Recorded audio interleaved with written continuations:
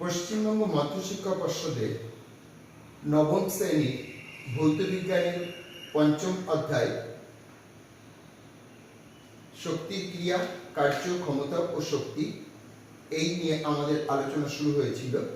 আজকে আমরা পঞ্চম ক্লাসে উপস্থিত হয়েছি। এই পঞ্চম ক্লাসে আমরা শক্তি নিয়ে আলোচনা করব। ইতিপূর্বে আমাদের কার্য এবং ক্ষমতা বিষয়ক আলোচনা সম্পন্ন হয়েছে। তো আজকে প্রথমে আমি তোমাদেরকে বলবো শক্তি কাকে বলে। দেখো, আমি এই অবস্থানে দাঁড়িয়ে আছি, এখান থেকে হেঁটে হেঁটে হেঁটে হেঁটে এখানে এসেছি। তো ওখান থেকে যখন এখানে এসেছি তখন আমার দৈহিক বলের সাহায্যে আমি কিছু কার্য করেছি। এই যে কাজটা করলাম তার সামর্থ্য আমার আছে বলেই করেছি।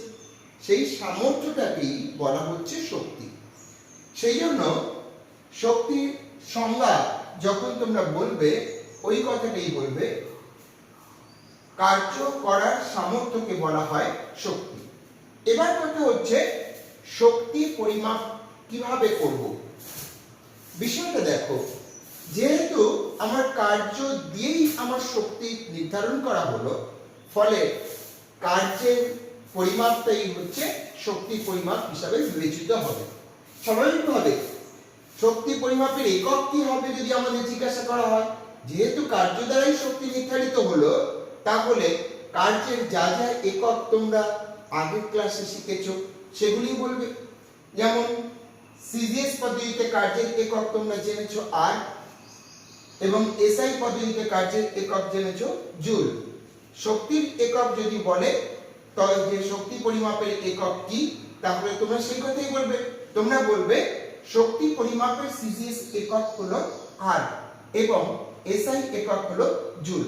তাহলে আমরা কি শিখলাম? শক্তি কাকে বলে এবং শক্তি পরিমাপ কিভাবে করা হয় আর শক্তি পরিমাপের একক কি। শক্তি বিভিন্ন প্রকার হয়, আমরা ইতিপূর্বে নিচের ক্লাসে দেখেছি।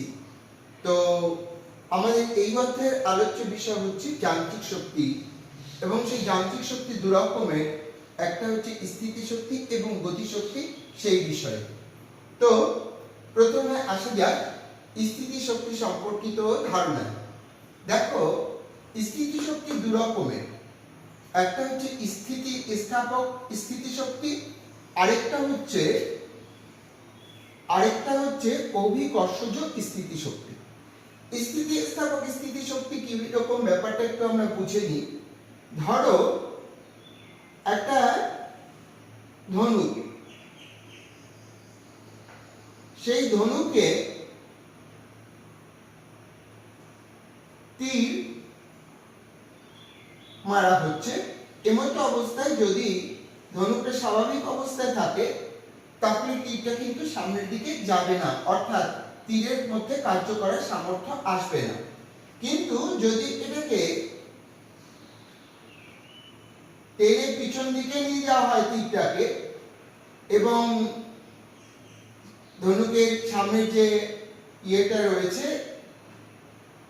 বাঁশের অংশটা রয়েছে, সেটা বাঁকানো হয়, তখন দেখা যাবে যে তীরটি প্রচন্ড গতিতে সামনের দিকে এগিয়ে চলছে।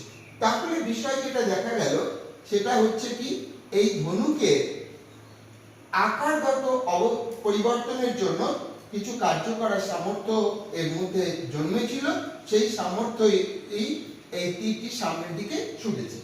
তাহলে এটা এর মধ্যে সঞ্চিত যে শক্তিটা এর আকারগত পরিবর্তনের জন্য এলো, তাকে আমরা বলবো হচ্ছে স্থিতি স্থাপক স্থিতি শক্তি। তাছাড়া আরেকটা উদাহরণ তোমাদের আমি বলি। ধরো একটা গুলতি, তোমরা সবাই নিশ্চয়ই গুলতি সম্পর্কে জানো। এরকম ইউ শেপের একটা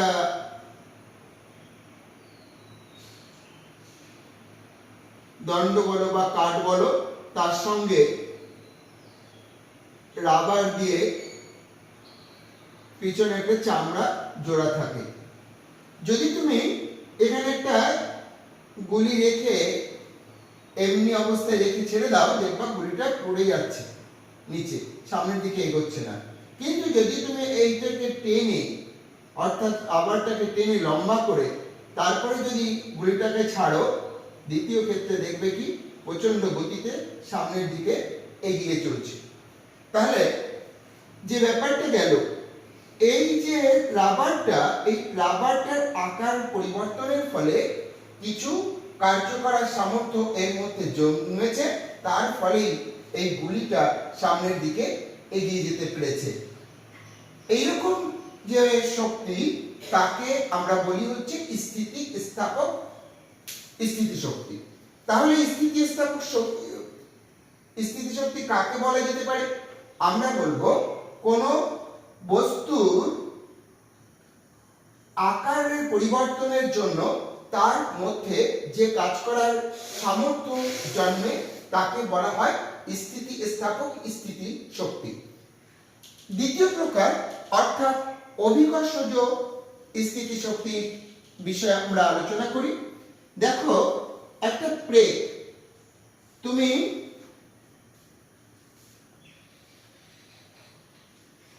একটা কাঠের পাটাতনের উপর এইভাবে রাখলে, তারপর একটা ইট চাপা দিলে, দেখবে প্রেগটি কিন্তু আদৌ কাঠের পাটাতন ভেদ করে ঢুকছে না। এইবার কি করলে? এইবার তুমি ওই যে প্রেগটা, ওই প্রেগটার উপরে ইটটা না রেখে খানিকটা উপর থেকে ইটটা ফেললে। যখনই খানিকটা উপর থেকে ফেলবে, দেখবে প্রেগটা একদম গেঁথে গেছে। তাহলে ব্যাপারটা কি দাঁড়ালো? বাধা অতিক্রম করে সরণ হলো, তার ফলে কার্য হলো। কার্য কখন হলো? যখন ইটটির অবস্থান পরিবর্তন করলে, অর্থাৎ অভিকর্ষজ বলের বিরুদ্ধে তাকে খানিকটা তুললে, তখন তার মধ্যে একটা কাজ করার সামর্থ্য জন্মালো। সেই সামর্থ্য বলে প্রেগটা কি হলো? কাঠের মধ্যে ঢুকে গেল। তাহলে এটা হচ্ছে অবস্থান পরিবর্তনের জন্য এই বস্তু অর্থাৎ ইটের মধ্যে কাজ করার সামর্থ্য এসছে। এই কারণে শক্তিকে আমরা বলবো হচ্ছে কি অভিকর্ষজ স্থিতিশক্তি। তাহলে এইবার আমাদের যদি প্রশ্ন করা হয় অভিকর্ষজ স্থিতিশক্তি কাকে বলে, আমরা কি বলবো? আমরা বলবো কোন বস্তুর অবস্থান পরিবর্তনের জন্য তার মধ্যে যে কার্য করার সামর্থ্য জন্মে তাকেই বলা হয় হচ্ছে অভিকর্ষজ স্থিতিশক্তি। তাহলে বোঝা গেল দুরকম স্থিতিশক্তি, একটা স্থিতিস্থাপক স্থিতিশক্তি, আরেকটা হচ্ছে অভিকর্ষজ স্থিতিশক্তি। এবার দেখো অভিকর্ষজ স্থিতিশক্তি কিভাবে তুমি পরিমাপ করবে সেই বিষয়ে তোমাকে ধারণা দিচ্ছি। দেখো, একটা বস্তু এখানে রাখা আছে ভূপৃষ্ঠের উপরে, এটা ভূপৃষ্ঠ। তো এই বস্তুর অবস্থান পরিবর্তন করে তুমি এইচ উচ্চতায় নিয়েছো। এই এইচ উচ্চতায় তোলার পর বস্তুটির মধ্যে কতটা স্থিতিশক্তি রয়েছে বা তার অভিকর্ষজ স্থিতিশক্তির পরিমাণ কত হবে সেটা আমরা এবার বুঝে নেব।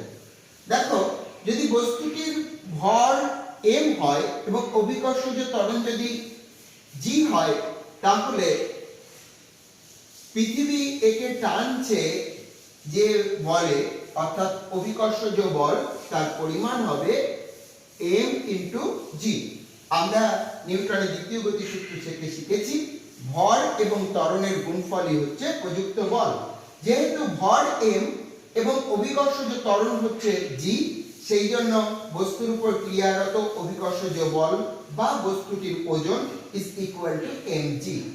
এখন তুমি যখন কাজ করছো, ভূপৃষ্ঠ থেকে এই উচ্চতায় তুলেছো, তাহলে ধরেই নেওয়া যেতে পারে যে এই বলের বিরুদ্ধে কার্য হয়েছে। ফলত কৃতকার্যের যে পরিমাণটা কি হবে? আমরা আগেই শিখেছি কার্য is equal two ball into সরণ। তো বল আমরা বুঝে নিয়েছি বল হচ্ছে কত, এম আর জি এর গুণফল। ফলে বলের জায়গায় আমরা বসিয়ে দিলাম এম জি, আর সরণ হচ্ছে এইচ, তাহলে এখান থেকে এখানে নিতে টোটাল যে কার্য, সেই কার্যের পরিমাণ হবে এম জি এইচ। এই কৃতকার্যই এই বস্তুর মধ্যে স্থিতিশক্তি রূপে সঞ্চিত রয়েছে। তো স্থিতিশক্তির ইংরেজি হচ্ছে পোটেনশিয়াল এনার্জি। তো পোটেনশিয়াল এনার্জি যেহেতু, সেই জন্য আমরা এনার্জি ই আর পোটেনশিয়াল কথাটার পি ওর পায়ের কাছে বসিয়ে দিলাম। তাহলে ইপি দ্বারা আমরা বুঝালাম কি, পোটেনশিয়াল এনার্জি। আর সেই potential energy is equal to যে কাজটা হয়েছে কৃতকার্য W is equal to M G H. তাহলে ফাইনালি যেটা আমরা পেলাম, দেখো EP is equal to M G H, অর্থাৎ অভিকর্ষজ স্থিতিশক্তি ইজ ইকুয়াল টু বস্তুর ভর, ওই স্থানের অভিকর্ষজ ত্বরণ এবং ভূপৃষ্ঠ থেকে যে উচ্চতায় তোলা হয়েছে এই উচ্চতার গুণফল। তাহলে অভিকর্ষজ স্থিতিশক্তি কিভাবে পরিমাপ করা যায় নিশ্চয়ই তোমরা বুঝতে পেরেছো। আজকে আমরা পঞ্চম ক্লাসে কি কি শিখলাম? পঞ্চম ক্লাসে আমরা শিখলাম শক্তির সংজ্ঞা, অর্থাৎ শক্তি কাকে বলে, শক্তির পরিমাপ অর্থাৎ শক্তি কিভাবে পরিমাপ করা হয় তার একক কি, স্থিতিশক্তি ও তার প্রকারভেদ আমরা শিখলাম। সেখানে স্থিতিশক্তি দু প্রকারের, স্থিতিস্থাপক স্থিতিশক্তি এবং অভিকর্ষজ স্থিতিশক্তি। আর শিখলাম অভিকর্ষজ স্থিতিশক্তি কিভাবে পরিমাপ করা যায়। সবাইকে আন্তরিক অভিনন্দন জানিয়ে আজকের ক্লাস এখানে শেষ করছি। আমরা পরবর্তী ক্লাসে গতিশক্তি সম্পর্কে আলোচনা করব। সবাই ভালো থেকো, পড়াশোনা করো ভালো করে, এটাই আমি চাই।